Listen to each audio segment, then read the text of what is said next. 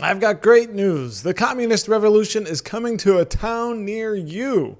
Dave from Informed American talking about the latest developments as Black Lives Matter protesters seem to be taking on the tactics of the Chinese Communist Party, and some would say perhaps the Khmer Rouge of Cambodia, as conducting what appears to be struggle sessions. And if you haven't seen this video, let's just cut right to it. Look at this.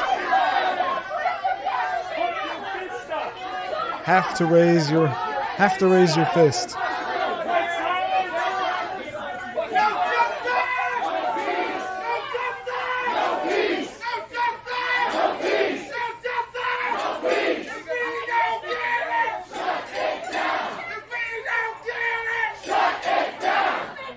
Just completely crazy. Also, I noticed there was a woman there with a red cap. I don't think it says "Make America Great Again." I don't know what it says.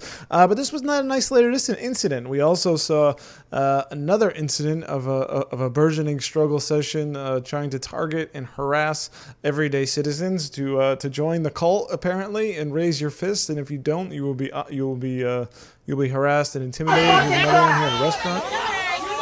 And I do apologize for maybe some foul language here. I mean, this is what you want to do, right? When you're going out to dinner, this is what you expect when you go out into public, is to be harangued, harassed. Yeah, get him around the mask. Well, if you're screaming in my face, yeah, I guess I'll put the mask on. Thanks. There's no mask there. And people, so he holds. See the guy there? He holds up the fist, so that way he doesn't get harassed and harangued and intimidated. And some would, and this reminds everybody of what happened in communist China. Here we go. These struggle sessions.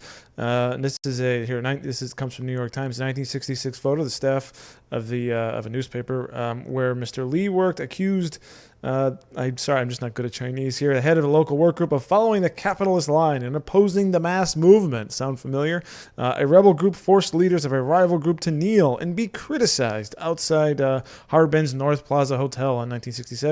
These were the sites of numerous struggle sessions, and it is crazy. We see the evolution of this. With all fairness, it has been getting some blowback, particularly if you saw the comments by CNN's Don Lemon, who encouraged people to maybe calm down with the struggle sessions, and of course Black Lives Matter.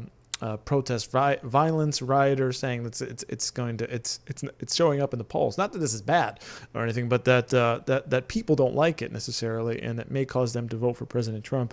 Of course, with all the stuff going on in Wisconsin, and meanwhile we have roving bands of BLM activists going there trying to get compliance from the public, make you raise the fist. And I'm just sorry. I mean, I'm not doing it.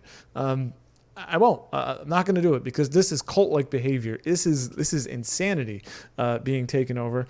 And for those of you who don't know what a struggle session is, just read right here from Wikipedia. Struggle session was a form of public humiliation and torture. Well, thankfully, we haven't made it to torture yet, but certainly we're going for public humiliation that was used by the Communist Chinese Party at various times in the Mao era. Particularly years immediately before and after the establishment of the People's Republic of China and during the Cultural Revolution.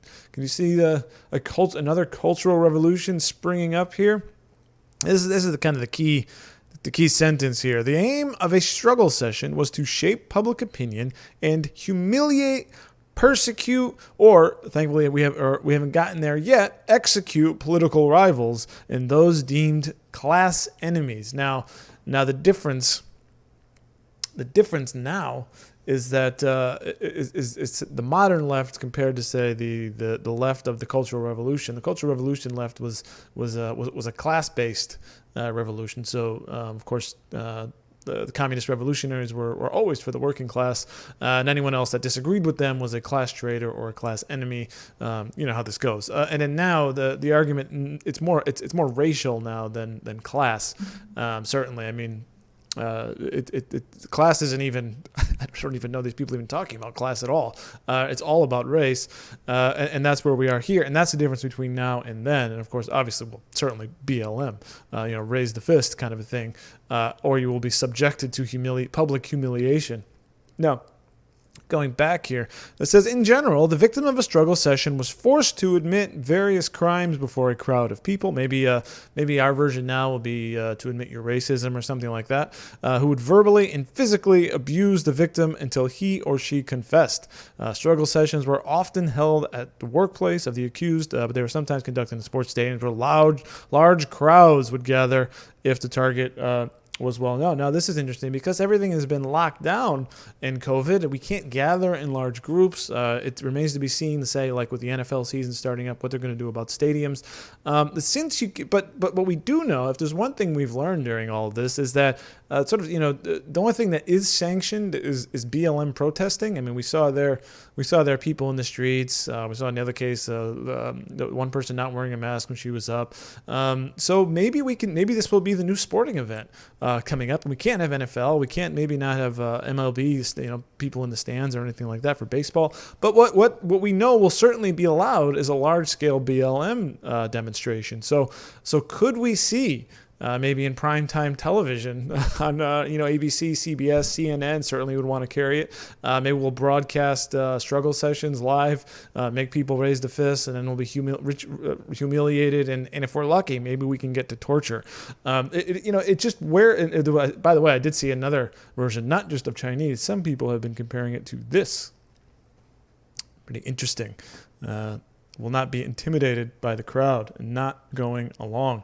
And the question of all this is where is this leading, right? I'm joking here about struggle sessions on being broadcast on live TV in stadiums.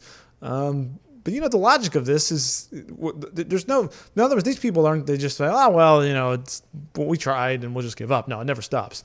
It never ever stops. So something has to either make it stop. So something has to make it stop. Will it stop with if Joe Biden wins the presidency? Can they call off the dogs? To me, it seems unlikely, and it is very, very unclear where we are headed if this type of thing we're seeing in public keeps up. It certainly makes for a very, very scary time. And, the future of, people have been talking about civil war and all that stuff. Is that where we're headed? Certainly scary, scary times indeed right now, and very tumultuous as we're heading into the election season. Well, that's all I've got for this, but I just wanted to bring this up to you just to show you the insanity of what's going on out there. And, do you ever want to leave the house now? Now to forget COVID. Now you're going to be hectored by some BLM mob trying to intimidate you. Crazy. It's absolutely nuts out there. So I hope you enjoyed this video. If you did, I would be honored if you would hit the like button on this video.